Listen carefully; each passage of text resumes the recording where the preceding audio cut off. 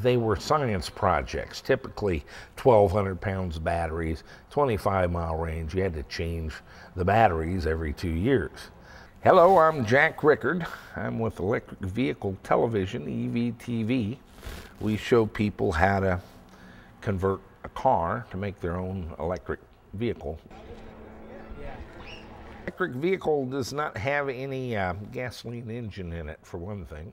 It runs on battery power. You recharge it at home from the electric grid. It runs entirely on battery power.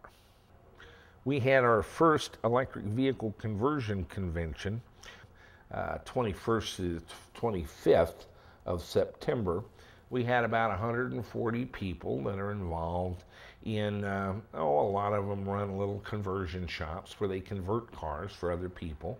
A lot of hobbyists that are doing their own cars, some university build teams, and some of the people selling products into that space here in Cape Girardeau for our first meeting. So my name is Tim Cavalier, and I'm from Phoenix, Arizona, and this is the car that I converted. It's a 2000 BMW Z3, and I converted it to electric drive because I was tired of waiting for the industry to convert to build an electric car. They just wouldn't do it, so I decided I better do my own. So this is why I did it. So so taking a look up front, let me show you what we have. Clearly, the first thing you see is all the batteries. There's actually 48 batteries total.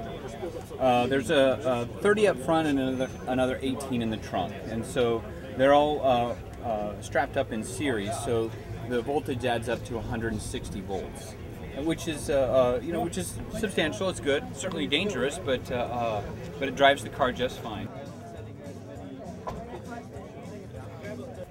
So this is that's where it charge, and then this is actually the charger, the green thing in the back. So that sends all the current to the batteries to make sure that they get charged. The other two things that you see next to that are the DC to DC converters. They convert the high voltage DC down to 12 volts to run all the car systems, so the electric windows work and all that other stuff. Yeah. And then the rest of the batteries are under here, as you can see. So this is just a rubber bath mat, because one time I dropped a tool in there and it scared the hell out of me, so I put a rubber mat there to protect it. So, and that's pretty much it. I still have a trunk, so I can still carry things. I can still go to the grocery store, and it works out great. The press releases and so forth and the news media will have you believe this is pretty much done. There are less than 20,000 vehicles of all types worldwide running on lithium batteries at the moment.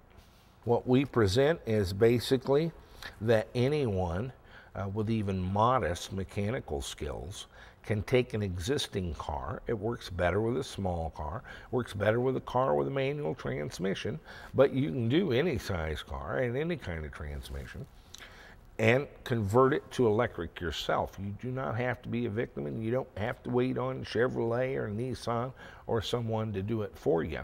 You can go take a car you've always loved, a 63 Carmen Ghia or a 71 BMW 3 Series or something, and make your own electric car. And from the moment you get done on, you're kind of charging with electricity and driving past that gas station, pretty much making a statement that you're done with all that.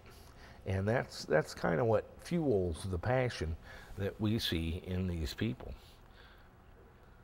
We do a weekly video at EVTV. It's a little unusual. It's www.evtv.me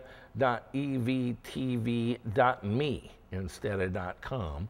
We put up a video every week. We've got a blog. I try to give a little background on some of the videos, and kind of over time you can follow a build. We'll serially do 15, 20, 25 episodes on a single car, and you get to see the build basically from having a roller with no engine in it to having a fully functional electric car.